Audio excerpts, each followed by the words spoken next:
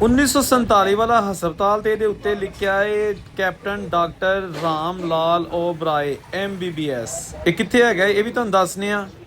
ਅੰਦਰ ਜਾਂਦੇ ਨੇ ਹਿੰਦੂ ਕਮਿਊਨਿਟੀ ਦੇ ਲੋਕ ਤੇ ਇਹ ਇੱਥੇ ਲੱਗੀ ਹੈ ਤਖਤੀ। ਇਹ ਤੁਸੀਂ ਪੜ੍ਹੋ, ਇਹ ਤੁਸੀਂ ਪੜ੍ਹ ਕੇ ਦੱਸਣਾ ਹੈ।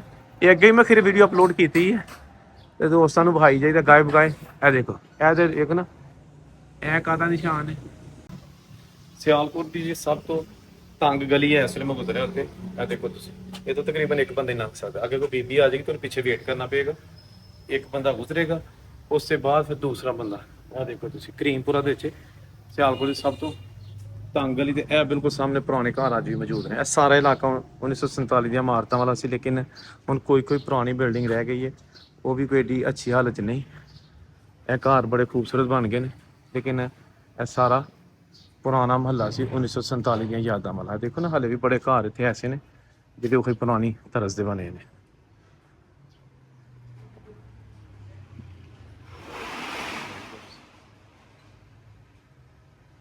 ਆਲੀਸ਼ਾਨ ਇਮਾਰਤਾਂ 1947 ਦੀਆਂ, ਠੀਕ ਹੈ ਜੀ।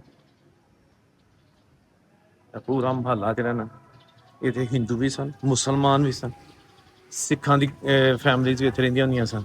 ਇਹ ਦੇਖੋ ਨਾ ਜਾਲੀਆਂ ਬੜੀਆਂ ਮਜ਼ਬੂਤ ਲਾਈਆਂ ਨੇ, ਪਿੱਛੇ ਲੋਹੇ ਤੇ ਸਰੀਏ, ਉਸ ਤੋਂ ਪਿੱਛੇ ਲੱਕੜੀ ਤੇ ਅੱਗੇ ਜਾਲੀ, ਹਿਫਾਜ਼ਤੀ ਇਕਦਾਮਾਤ ਦੇ ਤੌਰ ਤੇ। ਦੇਖੋ ਤੁਸੀਂ, ਇਹ ਉਹ ਤੰਗ ਗਲੀ ਇੱਥੇ ਹਲੇ ਵੀ ਜਿਹੜੇ ਦੇਖੋ ਤੁਸੀਂ, ਇਹ ਵੀ ਇੱਥੇ ਵੀ ਪੁਰਾਣੀ ਹੁੰਦੀ ਸੀ ਇਮਾਰਤ।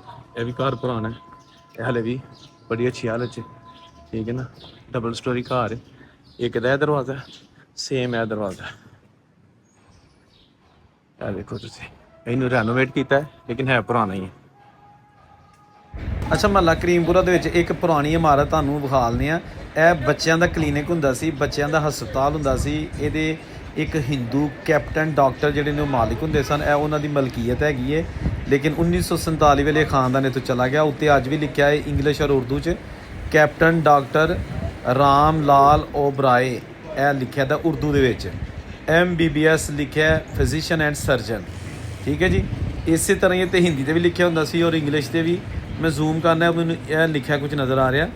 ਇਹ ਲਿਖਿਆ ਜੀ ਬੱਚੋਂ ਕੇ लिए ਹਸਪਤਾਲ, ਇਸ ਤਰ੍ਹਾਂ ਦਾ ਕੁਝ ਲਿਖਿਆ। ਤੇ ਉਸ ਤੋਂ ਥੱਲੇ ਇੰਗਲਿਸ਼ ਦੇ ਵਿੱਚ ਲਿਖਿਆ ਦਾ, ਠੀਕ ਹੈ ਜੀ। ਇਹ ਇੱਕ ਆਰਮੀ ਦੇ ਕੈਪਟਨ ਡਾਕਟਰ ਹੈਗੇ ਸਨ ਓਬਰਾਏ ਫੈਮਿਲੀ ਦੇ। ਇੱਥੇ ਇੱਕ ਤੇ ਓਬਰਾਏ ਫੈਮਿਲੀ ਹੈਗੀ ਸੀ ਨਾ ਸਿੱਖਾਂ ਦੀ, ਯਾਨੀ ਸਰਦਾਰ ਗੰਡਾ ਸਿੰਘ ਓਬਰਾਏ, ਜਿਨ੍ਹਾਂ ਦੀ ਓਬਰਾਏ ਸਪੋਰਟਸ ਫੈਕਟਰੀ ਸੀ, ਪੈਰਿਸ ਰੋਡ ਨਜ਼ਦ ਰੇਲਵੇ ਫਾਟਕ ਸਿਆਲਕੋਟ।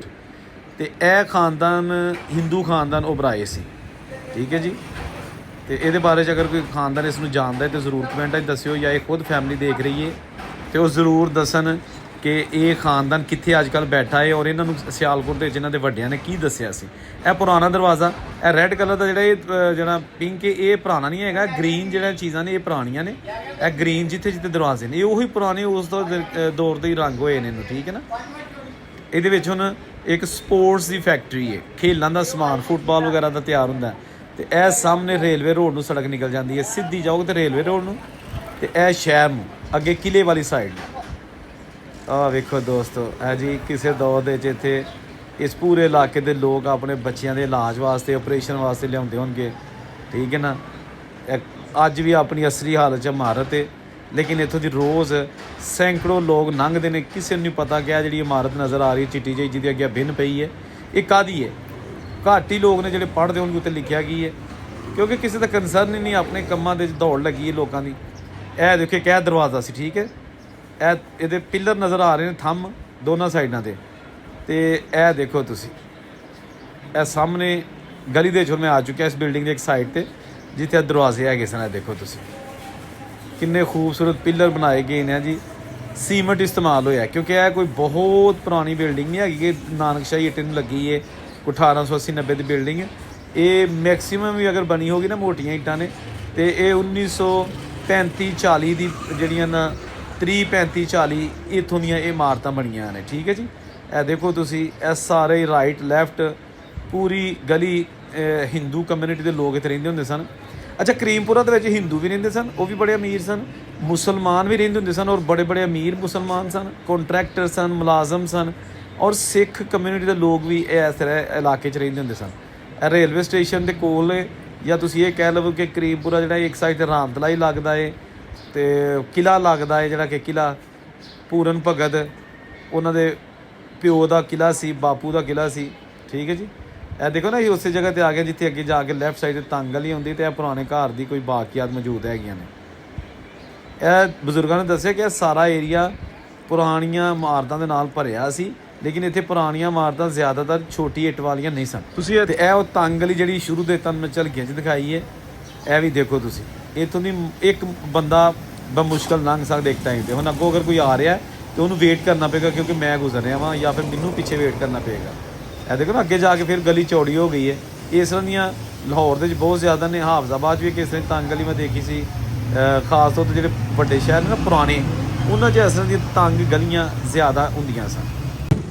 ਅੱਛਾ, ਇਹ ਸਿਆਲਕੋਟ ਦੀ ਪੁਰਾਣੀ ਗੱਲਾ ਮੰਡੀ ਹੈਗੀ ਹੈ। ਠੀਕ ਹੈ ਜੀ। ਜਿੱਥੇ ਬਹੁਤ ਸਾਰੇ ਹਿੰਦੂ ਖੱਤਰੀ ਬਤੌਰ ਆੜ੍ਹਤੀ ਹੁੰਦੇ ਸੀ, ਉਹਨਾਂ ਦੇ ਕਾਰੋਬਾਰ ਦੁਕਾਨ।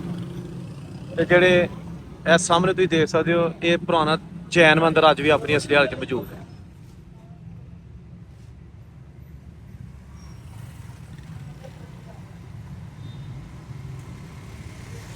ਇਹ ਜੈਨ ਮੰਦਿਰ ਹੈਗਾ, ਗੱਲਾ ਮੰਡੀ, ਅਨਾਜ ਮੰਡੀ ਪੁਰਾਣੀ। ਠੀਕ ਹੈ। ਸਾਰੀਆਂ ਦੁਕਾਨਾਂ ਪੁਰਾਣੀਆਂ ਹੁੰਦੀਆਂ ਸਨ, ਨਵੀਆਂ ਬਣ ਚੁੱਕੀਆਂ ਨੇ। ਠੀਕ ਹੈ। ਇਹ ਦੇਖੋ ਤੁਸੀਂ। ਤੇ ਇਹ ਹਾਜੀਪੁਰਾ ਚੌਕ ਹੈ, ਇੱਥੇ ਨਾਲ ਪੁਲਿਸ ਸਟੇਸ਼ਨ ਹਾਜੀਪੁਰਾ। ਇਹ ਸਿੱਧੀ ਸੜਕ ਨਿਕਲ ਜਾਂਦੀ ਹੈ ਦਬੁਰਜੀ ਨੂੰ, ਇਹ ਸੜਕ ਭੋਲੈਕ ਨੂੰ, ਤੇ ਇਹ ਸੜਕ ਪਿੱਛੇ ਚਲੀ ਜਾਂਦੀ ਸ਼ਾਹਪੁਰਾ ਨੂੰ। ਤੇ ਇਹ ਜਿਹੜੀ ਹੈ ਇਹ ਮੰਡੀ ਹੈ। ਅੱਗੇ ਲਾਹੀ ਬਾਜ਼ਾਰ, ਤੇ ਲਾਹੀ ਬਾਜ਼ਾਰ ਤੋਂ ਅੱਗੇ ਡਰਮਾ ਵਾਲਾ ਚੌਕ, ਜਿਹਨੂੰ ਕਿ 1947 ਦੇ ਬਾਰੇ ਸਿੰਘ ਸਭਾ ਚੌਕ ਵੀ ਕਿਹਾ ਜਾਂਦਾ ਸੀ, ਸਮਾਜ ਚੌਕ ਵੀ ਕਿਹਾ ਜਾਂਦਾ ਸੀ, ਫਿਰ ਡਰਮਾ ਵਾਲਾ ਚੌਕ, ਲੇਕਿਨ ਅੱਜ ਕੱਲ੍ਹ ਉਹਦਾ ਨਾਮ ਅਲਾਮਾ ਇਕਬਾਲ ਚੌਕ ਹੈ। ਤੇ ਇਹ ਜਨਾਬ ਮੰਡੀ ਹੈ। ਅੱਛਾ, ਇਹ ਉਹੀ ਜਗ੍ਹਾ ਹੈ ਜਿੱਥੇ ਜਿਹੜੇ ਇੰਡੀਆ ਦੇ ਮਸ਼ਹੂਰ ਹੈ ਇਸ ਵੇਲੇ MDH ਮਸਾਲੇ ਵਾਲੇ ਨੇ, ਉਹਨਾਂ ਦਾ ਕਾਰੋਬਾਰ ਵੀ ਇਸ ਬਾਜ਼ਾਰ 'ਚ ਹੁੰਦਾ ਸੀ। ਉਹਨਾਂ ਦੀ ਜਿਹੜੀ ਕਿ ਮਸਾਲਿਆਂ ਦੀ ਦੁਕਾਨ ਸੀ 1947 ਤੋਂ ਪਹਿਲੇ, ਤੇ ਉਹਨਾਂ ਨੇ ਫਿਰ ਜਨਾਬ ਇੱਥੇ ਛੋਟਾ ਕਾਰੋਬਾਰ ਸ਼ੁਰੂ ਕੀਤਾ। ਪਾਕਿਸਤਾਨ ਬਣਨ ਤੋਂ ਪਹਿਲੇ ਹੀ ਉਹਨਾਂ ਦਾ ਕਾਰੋਬਾਰ ਠੀਕ ਠਾਕ ਹੋ ਚੁੱਕਿਆ ਸੀ, ਲੇਕਿਨ ਜਦੋਂ ਇੱਥੋਂ ਉੱਜੜ ਕੇ ਗਏ ਤੇ ਉਹਨਾਂ ਨੇ ਫਿਰ ਕਿਹਾ ਕਿ ਜੀ ਬੜੀ ਮੁਸ਼ਕਿਲਾਤ ਵੇਖੀਆਂ। ਟਾਂਗਾ ਚਲਾਇਆ ਉਹਨਾਂ ਦੇ ਬਾਬੇ ਨੇ, ਜਿਨ੍ਹਾਂ ਨੇ ਇਹ ਕਾਰੋਬਾਰ ਮਸਾਲਿਆਂ ਦਾ ਸ਼ੁਰੂ ਕੀਤਾ ਸੀ, ਔਰ ਉੱਥੇ ਦਿੱਲੀ ਸਟੇਸ਼ਨ 'ਤੇ ਟਾਂਗਾ ਚਲਾਉਂਦੇ ਰਹੇ। ਲੇਕਿਨ ਫਿਰ ਉਹਨਾਂ ਮਿਹਨਤ ਨਹੀਂ ਛੱਡੀ, ਚੱਕੀਆਂ ਲਾਈਆਂ, ਔਰ ਇਸ ਵੇਲੇ ਉਹਨਾਂ ਦਾ ਪੂਰੀ ਦੁਨੀਆ 'ਚ ਮਸਾਲਾ ਜਾਂਦਾ ਹੈ MDH ਮਸਾਲਿਆਂ ਵਾਲੇ। ਤੇ ਉਹਨਾਂ ਦਾ ਤਾਲੁਕ ਸਿਆਲਕੋਟ ਤੋਂ ਸੀ। ਹੁਣ ਐਗਜ਼ੈਕਟਲੀ ਪਤਾ ਉਹਨਾਂ ਦੀ ਦੁਕਾਨ ਕਿਹੜੀ ਹੈ। ਵਕਤ ਬਹੁਤ ਜ਼ਿਆਦਾ ਹੋ ਚੁੱਕਿਆ ਪੁਰਾਣਾ, ਔਰ ਸਾਰਾ ਕੁਝ ਨਵਾਂ ਬਣ ਚੁੱਕਿਆ ਹੈ। ਤੇ ਇਹ ਜਨਾਬ ਪੁਰਾਣੀ ਮੰਡੀ ਸਿਆਲਕੋਟ। ਤੇ ਦੋਸਤੋ, ਇੱਕ ਇਹ ਪੁਰਾਣੀ ਇਮਾਰਤ ਹੋਰ ਨਜ਼ਰ ਆਈ ਹੈ। ਫਸਟ ਫਲੋਰ ਇਹਦਾ ਬਿਲਕੁਲ ਭੂਤ ਬੰਗਲਾ ਬਣ ਗਿਆ ਹੈ, ਜਿਹੜਾ ਕਿ ਆਲੀਸ਼ਾਨ ਮਹੱਲ ਸੀ ਆਪਣੇ ਦੌਰ ਦਾ। ਤੇ ਇਹ ਵੀ ਕਰੀਮਪੁਰਾ ਦੀ ਇਮਾਰਤ ਹੈ, ਹਸਪਤਾਲ ਦੇ ਕੋਲ, ਜਿਹੜਾ ਸ਼ੁਰੂ 'ਚ ਤੁਹਾਨੂੰ ਮੈਂ ਹਸਪਤਾਲ ਦਿਖਾਇਆ ਹੈ ਡਾਕਟਰ ਰਾਮ ਲਾਲ ਓਬਰਾਏ ਦਾ। ਵੀਡੀਓ ਕੈਸੀ ਲੱਗੀ ਹੈ? ਇਸ ਫੈਮਿਲੀ ਨੂੰ ਵੀ ਅਸੀਂ ਤਲਾਸ਼ ਕਰਨਾ ਹੈ, ਲੇਕਿਨ ਤੁਸੀਂ ਕਮੈਂਟ ਜ਼ਰੂਰ ਕਰਿਓ। ਕਮੈਂਟ ਕਰਨ ਲੱਗਿਆ ਕੰਜੂਸੀ ਨਾ ਕਰਿਆ ਕਰੋ, ਲਾਈਕ ਵੀ ਕਰਿਆ ਕਰੋ। ਠੀਕ ਹੈ ਨਾ, ਕਿਉਂਕਿ ਬਜ਼ੁਰਗਾਂ ਦੀਆਂ ਯਾਦਾਂ ਵਾਲੀਆਂ ਵੀਡੀਓ ਤੁਹਾਨੂੰ ਅਸੀਂ ਵਿਖਾਲਦੇ ਹਾਂ, ਜਿੱਥੇ ਕਦੀ ਉਹਨਾਂ ਦੇ ਇੱਥੇ ਪੈਰ ਲੱਗੇ ਨੇ, ਇੱਥੇ ਉਹਨਾਂ ਨੇ ਜਨਾਬ ਦਫ਼ਤਰ ਬਣਾਏ ਸਨ ਆਪਣੇ, ਔਰ ਹਸਪਤਾਲ ਬਣਾਇਆ ਸੀ। ਤੇ ਇਹ ਸੀ ਅੱਜ ਦੀ ਵੀਡੀਓ। ਸਿਆਲਕੋਟ ਤੋਂ ਔਰੰਗਜ਼ੇਬ ਬੇਗ ਨੂੰ ਇਜਾਜ਼ਤ ਦਿਓ। ਤੁਹਾਡੇ ਫੀਡਬੈਕ ਦਾ ਮੈਨੂੰ ਇੰਤਜ਼ਾਰ ਹੋਵੇਗਾ। ਅੱਲਾ ਹਾਫਿਜ਼।